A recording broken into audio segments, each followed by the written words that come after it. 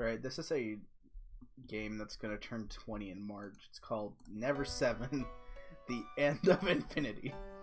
I like this game. I've gone through and made sure it's going to work for me when I actually start it up. I already changed fonts and things so it's easier to read on screen. So I'm just gonna start a new game and read. Why? Could those be my words? Or someone else's? No, right now it's doubtful whether these are even words or not. There's nothing here. No sound, no color, no wind. It feels like I'm swaying around in cloudy liquid. It's so cold. With every breath I take, my windpipe and lungs let out a dry sound, as if they're frozen. That heavily dangling palm is clutching onto a small fragment of light. A bell. It's a small sphere. The smooth metal surface shines as it emits a cold light. The bottom has a long, narrow hole carved into it, and a small, dull, crimson string is attached to the top. Before long, the bell begins to quietly slip out of the palm. It then slips out and falls. Tearfully, I cling to her chest as my body's trembling gradually intensifies.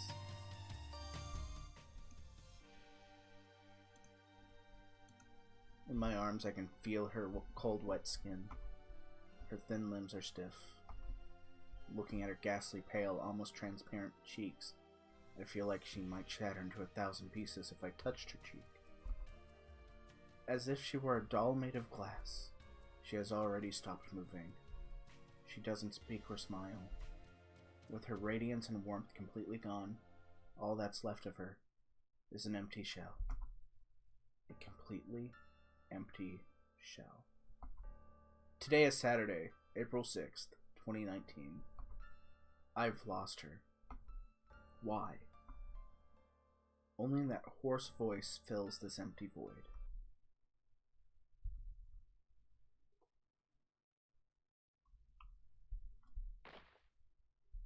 As I wake up, I kick the covers off the bed with all my strength. Still half asleep, I blankly stare at the ceiling. The ceiling looks unfamiliar. It's slanted and made of several polished wood boards that are stuck together and equally spaced. These boards were probably built with no space between them. The faint scent of the wood lingers in the air. I realize I'm freezing, my body soaked with sweat all over. I take a deep breath and slowly exhale. The warm scent of the wood goes through my nose and fills my head. It takes me 3 more breaths until I reach the point where I can realize where I am. That's right. I'm at the camp. Monday, April 1st. I slowly sit up by my bedside. The sheets I kicked off are now on the floor. I should pick them up, but I don't have the strength to do so. My whole body feels sluggish. My parched throat begs for water. It feels like I'm waking up with a hangover. Despite my body's protests, I raise my left arm to check the time on my watch. The digital reading says 1 Monday, 9:17 a.m. on its display. I lower my arm. Take another deep breath. What an awful nightmare. Huh. Suddenly I start to feel a bit worried. But why? It was just a dream. I shouldn't get shaken up over some dream. Still, deep down, I can't help but feel a little disturbed. A dream. But was it really just that? Saturday, April 6th. In 5 days, huh? Unconsciously, I start counting the number of days until Saturday on my right hand. Pfft, what the hell am I doing? I must still be half asleep. I coldly smirk, mocking myself. But just then, The door to my room is violently thrown open with enough force to break it. Standing in the doorway, I see...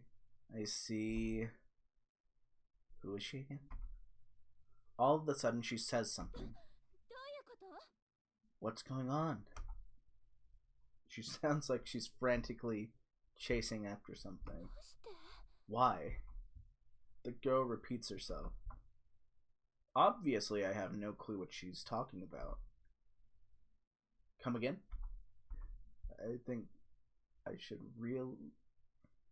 sound really stupid, but it's too late to take those words back. The girl has started... I can't speak sometimes. The girl is startled by my reply and takes in a deep breath. She says nothing, but instead stares directly into my eyes. This is kind of awkward. It's almost like this one time at the grocery store when a little girl I didn't know tightly clinged to my leg while saying "Daddy." Yeah, this situation feels the same. I give her the same comforting smile I gave the little girl. Just then, huh, is that it? So it was just that. Judging by the tone of her voice, I think she's only addressing herself. Either way, I still don't know what the hell is going on. Turn up that just a little bit. That should be fine. I'm just watching the audio. Don't know if it's fast yet. Then that was... Now I get it. It's so obvious. She's probably still half asleep. When she woke up this morning, she was in a completely different bed with a completely different smell and a completely different lighting. She probably felt like she was still dreaming. It happens a lot when you sleep in a new environment. After all, I had the same delusion just now. Are you alright? I asked this, still smiling. Yeah, I'm fine. Are you sure? You don't look too well to me. You think so? Yeah, your face is really pale. Huh? She immediately draws her hand towards her cheek. But then she unexpectedly bursts into laughter. You say that, Makoto. But looking at your face, you'd think you just came crawling from the bottom of a grave. Huh. I instantly raise my hand to my cheek, mimicking the girl's previous action. Wait, hold on. I almost missed it. Makoto. She definitely just said that now. Saying Makoto is just like that. Hey, no. No, it's okay. The girl interrupts me and continues. Really, it was nothing, so don't worry about it. No, I'm not talking about... I'm sorry for suddenly intruding on you like that. It's just, how do I put it? I guess you could say I just made a misunderstanding. Right. Anyways, please forget that this ever happened. Forget about it. If you don't mind, well then, I will see you later. Wait a second. Before I could finish, she's already left and closed the door. Jeez. Still, doesn't she think she's being a little too familiar with me? Makoto, don't go addressing people you don't know without an honorific or something. Isn't that really rude? We just met yesterday. Whatever. Maybe she's just that kind of girl. The really friendly type. Though she seems alright. I stretch, stand up, and begin thinking. What did she say her name was again? Definitely think it started with a U. Yuriko, Yuki, Yume, Yue, Yuka. Yuka. Yeah, that's right. It was Yuka. I remember now, she also said it when she introduced herself last night. And her last name was Kawashima, wasn't it? Yuka Kawashima. Well then, muttering those words, I head out to the living room. The ceiling is quite drafty. The room is rather spacious. Everything in it is new and well organized like a showroom. On the south wall is a huge glass window. It offers a fantastic view of the vast blue ocean. There is no one else here yet. Yuka probably went back to her own room. I feel like relaxing, so I approach the sofa. Suddenly, I notice someone's placed on an aluminum ashtray on top of it. Lying in the ashtray is a lone cigarette butt.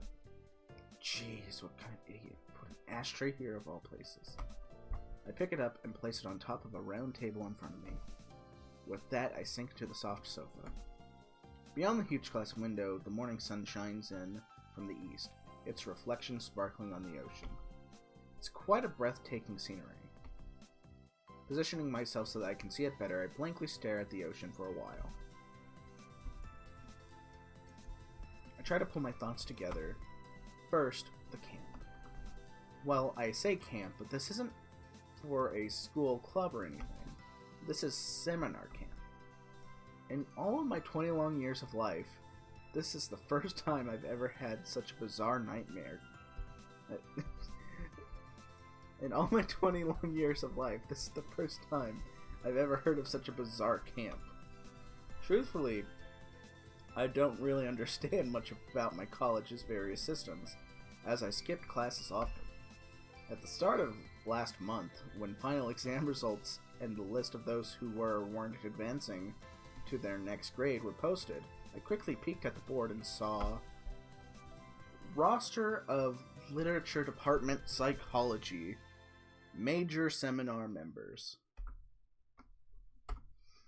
It was from that announcement that I learned, for the first time, that I was assigned to the something seminars 5th camp group. Kawashima Party. The seminar camp's official name is... I forgot. Anyways, what the hell does it mean by seminar? Next to the roster was a sheet of paper which said, the seminar camp is designed to be an informal social gathering by the members of each group, as listed. Due to the capacity of each camping lodge, and due to other circumstances, each group will be lodging in at different days and times, so pay close attention to your own. Furthermore, if you cannot attend for a certain reason, you must submit a report. If you don't, and are absent without permission, you will be immediately expelled, regardless of your reasons. From what I can remember, ours, the Kawashima Party, was assigned to the lodge from Sunday, March 31st to Sunday, April 7th. The bottom of the note read, other details will be given by your designated group leader. That is all. Of course, it makes sense that the leader of the Kawashima Party was Kawashima herself. Right. In other words, that half-asleep girl from earlier that barged into my room. A few days later, she called me about... I said that completely wrong. Wrong tone and everything, but... whatever. A few days later, she called me about what she'd seen on the board. I'll tell the other two members that we have to meet on site no matter what. And that's right. You'll get the boat ticket if you go to Student Affairs office. You'll have until the night of the 31st to get there, so you should be fine. I'll see you there. I ended up arriving here last night about 10 p.m. I live about 124 miles from here, yet I still managed to make it here. This island in the middle of nowhere. Safely. Honestly, I feel like I was dragged so far from home for no reason. Soon enough, the door to the living room slowly opens. The one who comes in is... Oh yeah, that's right. Come to think of it, I don't think I've heard this girl's name yet. Good morning. You greet her cheerfully. I wait several seconds for a reply, only to get none in return. The girl completely ignores me and quickly disappears into the kitchen, as if nothing had happened. No, she might not have ignored me intentionally, as it seemed to be an unconscious and unnatural behavior for her. For instance, if she thought she heard the greeting coming from the TV, then she probably would have ignored it. Having been ignored, I become determined to clear up this good morning issue, so I stagger to my feet and head for the kitchen. In an attempt to fix the situation, I face her and try to say good morning again. Good morning! No reply. Without a word, she turns on the sink faucet and begins filling her glass cup with water. With the tiniest sound, she drinks the entire cup in one large gulp. Okay, I'm gonna try saying something else, but first, I like this scene because you get to really appreciate the rainbow text box. Because there's 2 text boxes, and it's the first time you just get to really appreciate it. So just look at it. Look at it. It goes Roy G. Biv just all across. And it really stands out here because it completely clashes with this backsplash over here. It completely clashes with everything else. Yeah, this rainbow text box is the most beautiful thing ever, and it's a shame that the rest of the Infinity series did not have a rainbow text box, and that each text box changed with sort of the theming of each game, as if aesthetics matter when trying to tell a story. Yeah, they do. But I'm gonna ignore the fact that they matter, because this rainbow text box is too amazing to have just been thrown away like it was. So did you sleep well last night? Those words sounded incredibly forced and cliched. I feel my face flush from embarrassment. I mean, not to be rude, but you don't look like you slept much. No answer. Instead, the absent-minded girl just watches the water drip from the faucet. Sorry. Oh, you're not feeling depressed, are you? After all, you were taken away from your precious spring break against your will. Honestly, I'm bummed out about that too.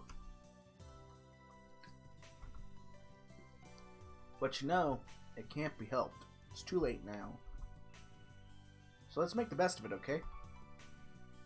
I mean, if we're going to spend the week here, then it'd be best to pass our time at this camp as optimistically and as productively and as energetically as we... It's meaningless. The girl says this quite suddenly. I have nothing to gain from that. Nothing to gain. These words make my mouth run dry. I'm speechless. Because I am nothing. What? Before I can ask again, she slips right by me and returns to the living room. Up until earlier, I'd been sitting down on the comfy sofa. But now the girl is sitting where I was in a demure manner. While trying to think about what to say, it's at this point he shows up, entering the living room while rubbing the sleep out of his eyes. Hey! He says that in such a gaudy voice that it makes me shiver repulsively. It resembles the greeting of a dictator looking down upon his people. He looks at me as I stand still in the center of the room, then turns his attention towards the silent girl. Huh. I'm not interrupting anything, am I? He asks the girl this, as he ignores my presence. Of course, she doesn't answer him. Nah, there's no way it's like that. While laughing, he glares at me again. His eyes are filled with scorn. Does he have something against me already? He lets out a loud yawn while slowly walking over to the sofa before sitting on it. Keeps about 20 inches between the girl and himself. 20 inches. That's pretty incredible. It's a distance that's not too far to be distant, but not too close to be considered creepy. He did this so effortlessly that it must be like second nature to him.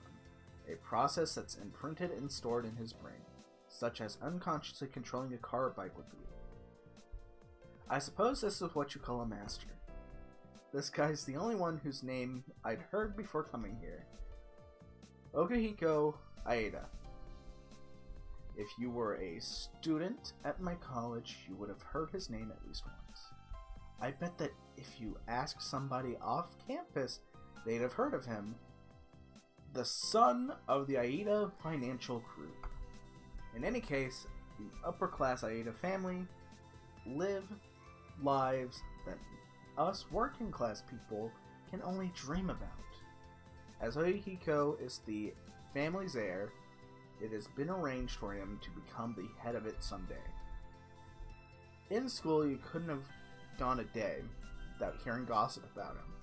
He always keeps millions of yen in the trunk of his beloved Ferraro, or I heard he conducted business with a celebrity, and then most of the stories are basically 2 years ago that happened to him, when he gave that and did that. Vague, outlandish stuff like that. And last night, I first met the infamous Okihiko in person.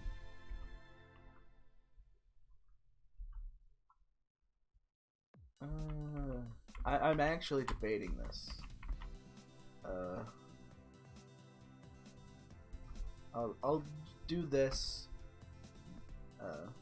just because I think that this is the easiest path to deal with right now.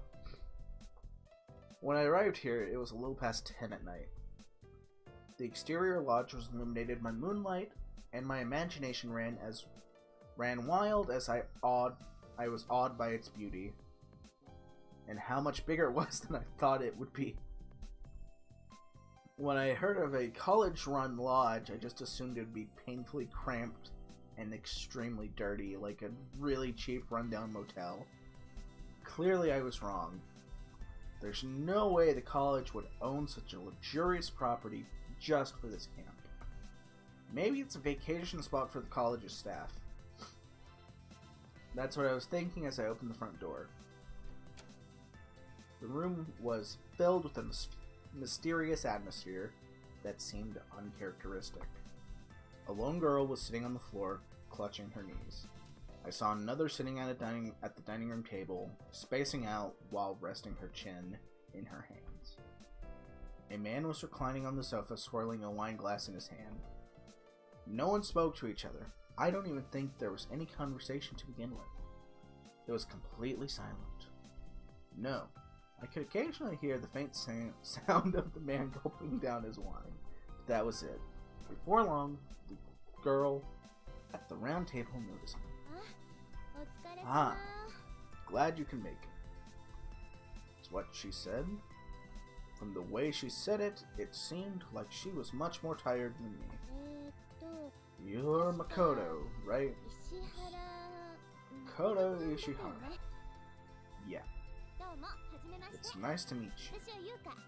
I'm Yuka Kawashima. I really don't know why, but before I knew it, I became the leader of this group. I mean, it's not like I have particularly good grades and my behavior's not exactly the best. They must have just randomly decided by lottery or something like that. Well, anyways, I'm pleased to meet you. Yeah, same here. After saying this, I glanced over at the other two. in the room. The girl clutching her knees stared at the floor without even moving. She looked as if she were a piece of art made of plaster that had been previously placed there. The man casually held his wine glass up towards the lamp, checking the wine's color. As he was doing this, he began to speak. My name's Okihiko Aida. I'm guessing you've heard of me before. Huh, you can't be the heir of the Aida Financial Group. I don't really like the tone of your voice. Well, whatever. Yes, I am that Okihiko Aida. Nice to meet you. I was so startled that I messed up my greeting, I couldn't help it, though. Aida.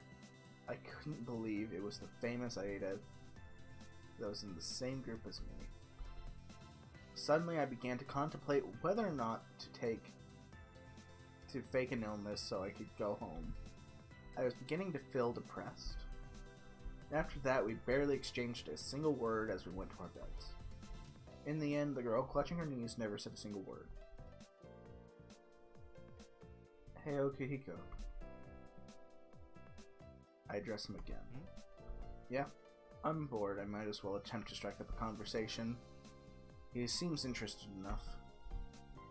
It's just, what exactly are we trying to achieve at this so-called seminar camp here? Ishihara, didn't you read the board? It's an informal social gathering between each member of each group. That's what was written, right? In short, we don't have a goal.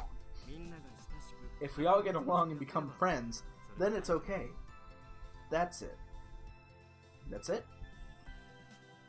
If that's the case, then don't you think that a week is too long for that?